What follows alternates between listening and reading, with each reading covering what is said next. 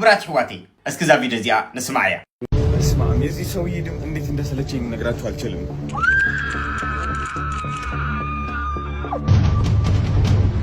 በኢትዮጵያ ቁጥር 1 የቶክ ሾው አዘጋጅ በሆነው ሰይፉ ፋንታሁን ላይ ከባድ የሆነ ተቃውሞና እስከ ሞት የሚያደርስ ዛቻና ማስፈራሪያ እየተሰነዘረበት ይገኛል። የዚህ ምክንያት ምንድነው የሚለውን ከዚህ ቪዲዮ አስከትዬ እኔ የምነግራችሁ ነገር ይኖራል። እናንተም የራሳችሁን ሐሳብ አስተያየት ትሰጡበታላችሁ። መጀመሪያ ግን በሱ ላይ ተቃውሞ ካነሱ ሰዎች መካከል የተወሰኑትን በቪዲዮ እንመልከትና የበለጠ ግልጽ ይሆንላችኋል። መጀመሪያ ይህንን ቪዲዮ አብረን እንመልከት። ገድልሃለሁ ሰይፉ ፋንታሁን እመቤቴን ገድልሃለሁ መጥቼ አድራይ ካልወሰዳት ገድልሃለሁ መጥቼ አድረስለት ለሰይፉ ፋንታሁን።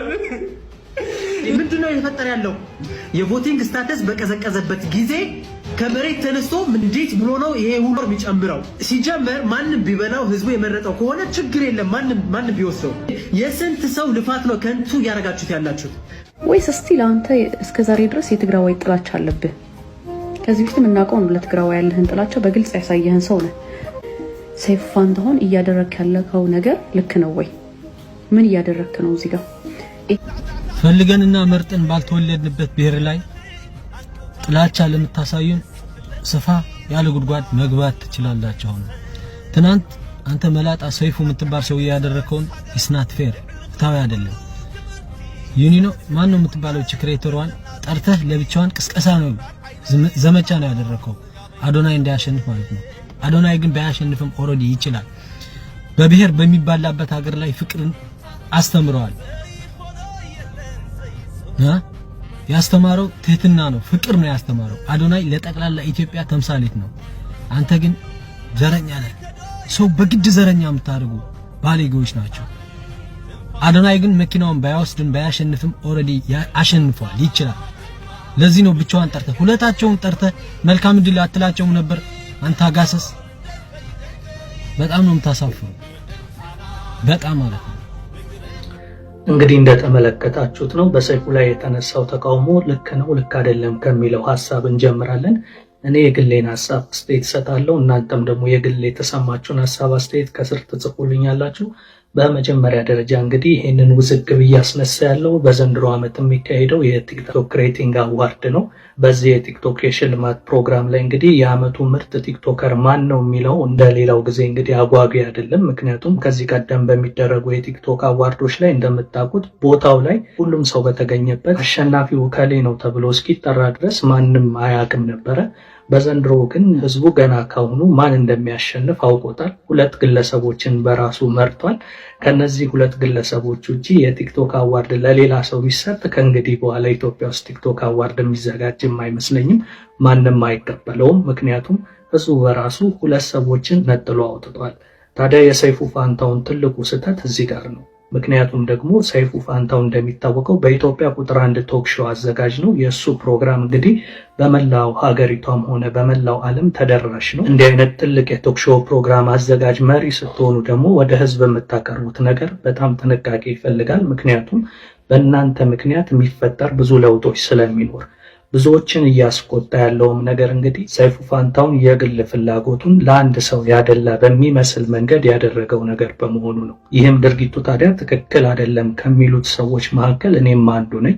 ምክንያቱም ሰይፉ የሚያቀርባቸው ፕሮግራሞች አይታችሁ ከሆነ በጣም ተደራሽ ናቸው። በቲክቶክ በፌስቡክ ወይም ደግሞ በዩቲዩብ ብቻ የሚቀርቡ ፕሮግራሞች አይደሉም። በቴሌቪዥን ለመላው ሀገሪቷም እንዲሁም ደግሞ ከሀገርም ውጭ ላሉ ብዙ ኢትዮጵያን ጋር ተደራሽ እንደመሆኑ መጠን እሱ የሚናገራቸው እያንዳንዱ ቃላቶች ከፍተኛ የሆነ ተጽዕኖ አለው። ያን ተጽዕኖ ደግሞ በእነዚህ ሁለት ግለሰቦች መካከል የነበረውን ፉክክር እንዴት እንደለወጠው ተመልከቱ።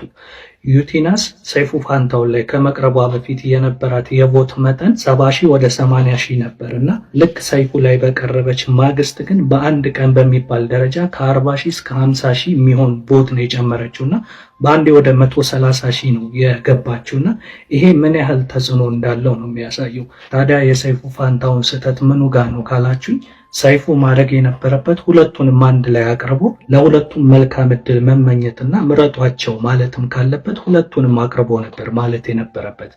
ነገር ግን የግል እሳቤ እስኪመስል ድረስና አሁን ብዙዎችን ባስቆጣ መንገድ አንድን ግለሰብ ብቻ ግን አቅርቦ ያን ሰው እንዲመረጥ ፕሮሞት ማድረግ ግን ይሄ ትክክል አይደለም። ምክንያቱም ይህ የግል ፕሮግራሙ አይደለም። የሚያቀርበው ፕሮግራም ለብዙ ሰው ተደራሽ እንደመሆኑ መጠን ትልቅ ተጽዕኖ ይፈጥራልና ይሄ ተጽዕኖ ነው እንግዲህ በአሁን ሰዓትም ብዙዎችን እያስቆጣ ያለው። ከዛ አንጻር እናንተስ ምን ትላላችሁ? የሰይፉ ፋንታውን ድርጊት ትክክል ነው የምትሉት ወይስ ደግሞ ልጆቹ ሰይፉ ፋንታውንን እየተናገሩበት ያለው መንገድ ልክ አይደለም ነው የምትሉት? ሀሳብ አስተያየታችሁን ከስር ትጽፉልኛላችሁ። እንደኔ ግን አዶናይም ሆኑ ዩቲናስ ሁለቱም የየራስ የሆነ የግል ተከታዮች አሏቸው። የግል ተከታዮቻቸው ቮት ማድረግ ሲገባቸው ግን አንድ ትልቅ ፐብሊክ ሚዲያ አንድን ግለሰብ ለብቻ አቅርቦ ግን እንዲመረጥ ቅስቀሳ ማድረግ ግን በጣም ትልቅ ስህተት ነው ብዬ ነው የማምነው። ይህንን ሀሳብ ስሰጥ እኔ አዶናይን ምረጡ ወይም ደግሞ ዩቲናስን ምረጡ እያልኩኝ ወይም ደግሞ አዶናይ ያለመመረጡ ትክክል አይደለም ዩቲናስ ናት መመረጥ ያለባት የሚል ሀሳብ እያቀረብኩ ሳይሆን የሚዲያ አካል ስትሆኑና ብዙ ተከታይ ሲኖራችሁ የግል ሀሳባችሁንና የግል ስሜታችሁን ልትቆጣጠሩት ይገባል። ምክንያቱም ሌላ ሰው ላይ ትልቅ ተጽዕኖ ስለሚፈጥር። ለምሳሌ ከአዶናይና ከዩቲናስ ማንን ትመርጣለህ ብትሉኝ የራሴን ምርጫ በግሌ ሁለቱም ጥሩ ስለሰሩ ለሁለቱም ድምጽ ልሰጥ እችላለሁ እንጂ አንዱን ዝቅ አድርጌ አንዱን ከፍ ማድረግ ግን የለብኝም። ምክንያቱም በግላችሁ የምታነሱትን ሀሳብ ራሳችሁ ጋር በግል ነው መጨረስ ያለባችሁ። ፐብሊክ ፊገር ስትሆኑና ብዙ ተከታታይ ግን ሲኖራችሁ አንዱን ለብቻ ምረጡ ብሎ መናገር ከፍተኛ ተጽዕኖ ስለሚፈጥር፣ ለዚህ ነው ሚዲያ ላይ ያለ ሰው ከሃይማኖት፣ ከፖለቲካ፣ ከዘር ውጪ ሆኖ የግሉን ሀሳብ ሳይሆን የህዝቡን ሀሳብ ማንጸባረቅ ያለበት። ያ ማለት ግን ያ ግለሰብ ሃይማኖት የለውም ወይም ፖለቲከኛ አይደለም ወይም ደግሞ ዘር የለውም ማለት አይደለም። የእሱን የግል ሀሳብ በግሉ ሌላ ጊዜ መናገር ይችላል እንጂ ፐብሊክ ላይ ለብዙ ሰዎች የግሉን ሀሳብ ብዙዎች ላይ አንጸባርቆ ተጽዕኖ መፍጠር ግን የለበትም ባይኔ። እስኪ እናንተንም ሀሳብ አስተያየት ከስር ጻፉልኝ። መልካም ጊዜ